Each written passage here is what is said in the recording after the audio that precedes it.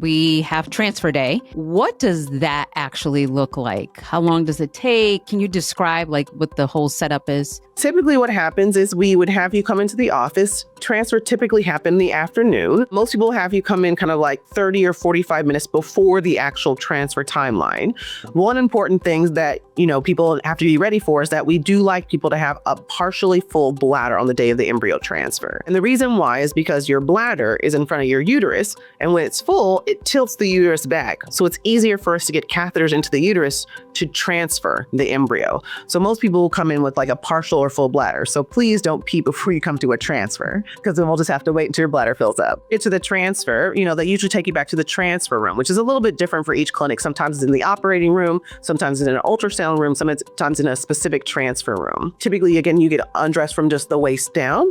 And then what will happen is usually an ultrasonographer or another MD or a nurse practitioner will check the uterus, meaning that they'll do an abdominal ultrasound, so an ultrasound on the tummy to see kind of what angle is the uterus. And we prefer it to be kind of like at a kind of a 45-degree angle or a little bit flatter, ideally, because it's a little bit easier. If the uterus looks appropriate and it's ready, there is the time that we have you follow up with the embryology team. So they usually come in, identify that this is the embryo that's being placed, talk about its grade, etc. And then again, it depends on the intended parent for the surrogate as well. The reason why is because sometimes intended parents will be in the room with you, and then you should discuss that beforehand. Or sometimes you may be in a different area, so they may want to FaceTime in, or they may not be involved at all in the transfer day. But oftentimes clinics do allow you to have some form of support person if you want them to be with you as well. But again, that's something I think you should discuss, because each clinic is a little bit different about who's going to be actually in the room, because there's not a lot of room in a transfer room, so it can't be like 8 people. Once we're ready for the transfer, you've talked to embryology, intended parents have signed everything, consents have been signed. The doctor who's going to do the transfer places a speculum, and it's just a normal speculum like if you were having a pap smear. Usually the cervix is kind of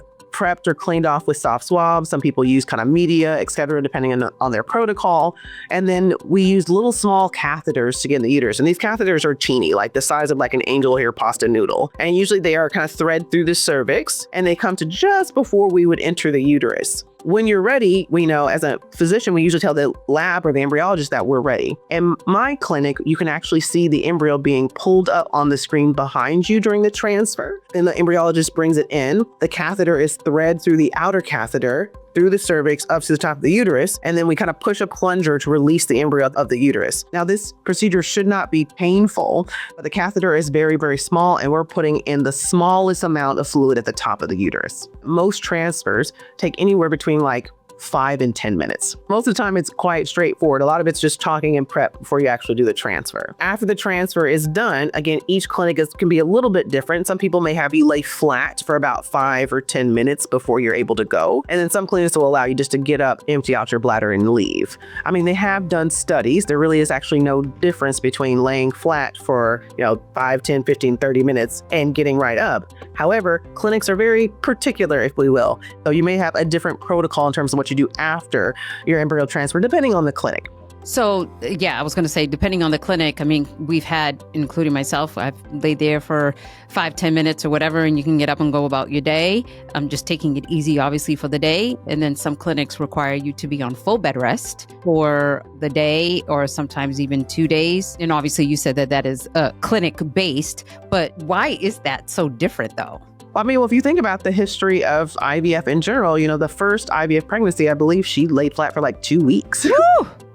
And so no one's going to do that. So we've gotten better in the lab, better in terms of creating embryos, culture embryos from day 3 to day now 5, 6, and 7. So for the most part, the thought is that could it potentially disrupt the embryo? But again, they have actually looked at numbers and studies, and there's really no difference. And I have to be completely honest, as a clinic, it's really hard to change something if you're doing really well. This difference is just based on the clinic's preference. Again, I don't think it's going to hurt you whether you lay flat for 10 or 15 minutes or get up right afterwards.